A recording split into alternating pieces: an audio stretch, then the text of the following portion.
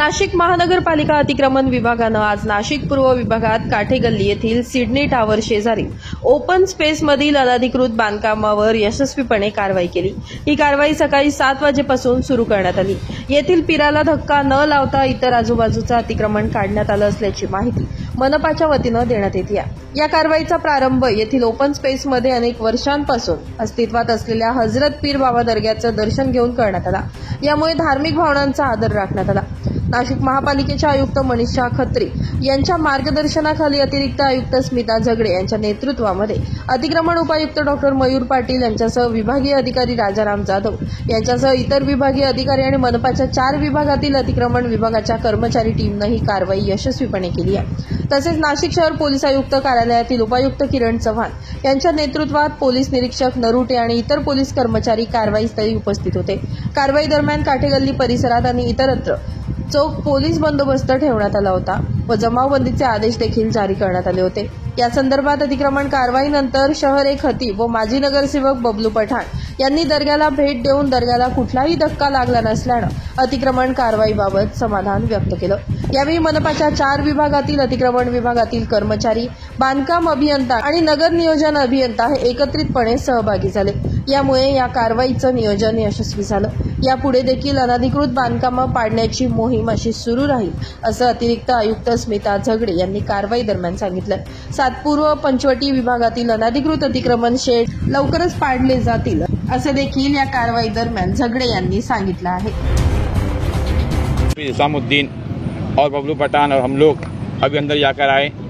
दरगाह शरीफ पूरी के पूरी महफूज है अल्हम्दुलिल्लाह। दीवार तक भी हाथ नहीं लगाए, बल्कि जो बाहर का जो गेट वगैरह था सिर्फ उसको साफ किया गया है। और ना वहाँ पर कोई मूर्ति है और ना ही कोई चीज़ है, ये सब अफवाह है। अफवाहों पर ध्यान मत दो, बल्कि अपने शहर का माहौल शांतिपूर्ण रखो ताकि आगे वाला रमज़ान शरीफ हमारा जो है सलामती सुकून के साथ गुजरता हुआ नजर आए। अमन अमान का बिल्कुल ख्याल रखा जाए, अफवाह पे बिल्कुल ध्यान न दे।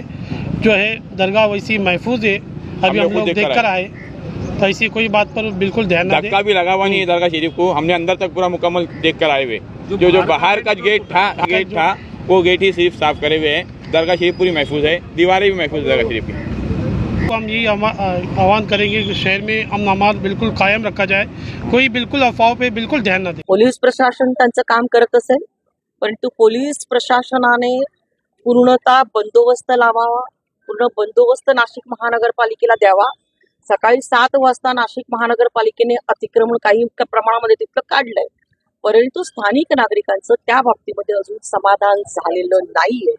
स्थानिक नागरिकांची जी मागणी आहे की हे अतिक्रमण पूर्ण काढायला पाहिजे आणि त्यामुळे अशी अनधिकृत अतिक्रमण असतील, काही ठिकाणी रस्त्यावरती हिरवी फडकी बांधण्यात आलेली आहे।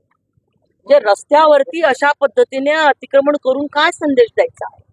जे ज्या भागामध्ये एखाद्या जर कोणी 2 व्हीलर जर रस्त्यामध्ये लावली तर त्यांच्यावरती दंड केले जातात, त्यांच्यावरती कारवाई केली जाते आणि वर्षानुवर्ष पोलीस स्टेशनच्या अतिशय जवळ हद्दीमध्ये अशा पद्धतीने भर रस्त्यामध्ये, मी उदाहरण देईल तुम्हाला अकबर रोडवरचं, की त्या ठिकाणी नानावलीच्या पुढे रस्त्यावरती अशा पद्धतीचं हिरवं फडकं जे आहे हे लावण्यात आलेलं आहे। आणि हा सगळ्या ज्या भावना ज्या आहेत त्या हिंदूंच्या दुखवण्याचं काम याच्यामधनं चालू आहे। त्यामुळे मला असं वाटतंय की हा 2 समाजामधला संघर्ष जर मिटवायचा असेल आणि तो वाढवायचा नसेल, हिंदूंच्या भावना ज्या आहेत ह्या दुखवायच्या नसतील, तर प्रशासनाने ह्याच्यावरती कडक कारवाई करायला। तुम्ही म्हणालात की पूर्ण काम महापालिकेने केलेलं आहे, आता काय काम झालं, तुम्हाला काय अपेक्षित आहे? त्या ठिकाणी जे काही अजून बांधकाम आतमध्ये राहिलेलं आहे ते बांधकाम जे आहे हे नाशिक महानगरपालिकेने काढायला पाहिजे।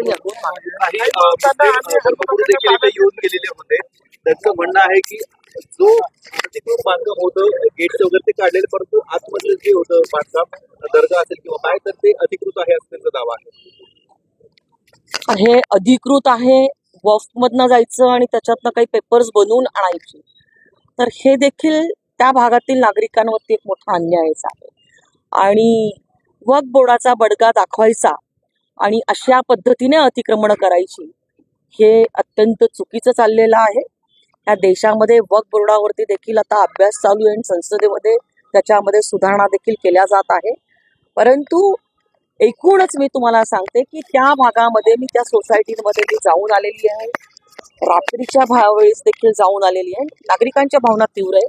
मी नागरिकांच्या तुम्ही सोबत इथे कशासाठी आला दादा? मी नागरिकांच्या सोबत आज रस्त्यावरती उतरलेली आहे.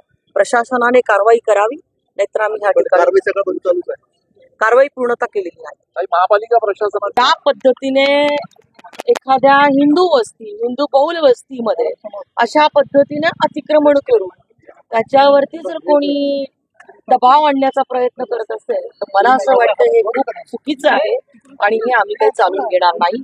महानगरपालिकेने आता जी काही कारवाई केलेली आहे ती पूर्ण केलेली नाहीये आणि नागरिकांची मागणी आहे की तिथलं अतिक्रमण जे आहे हे पूर्णतः काढायला पाहिजे आणि एखाद्या ओपन स्पेसवरती अधिकार जो असतो ती त्या भागातील नागरिकांचा असतो आणि त्यामुळे तिथलं अतिक्रमण जे आहे हे त्यांनी महानगरपालिकेने तातडीने काढावं.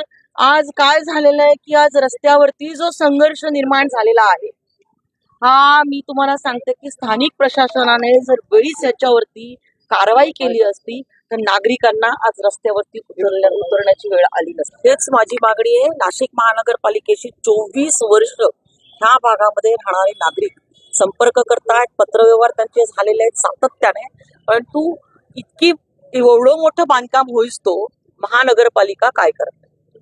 वेळेस हा तिढा जो होता तो सोडवायला पाहिजे. तुम्ही आतमध्ये जाणार आहात, किती अतिक्रमण काढले किंवा मी निश्चित पाहणी करणार. ब्युरो रिपोर्ट, नाशिक माझा न्यूज, नाशिक.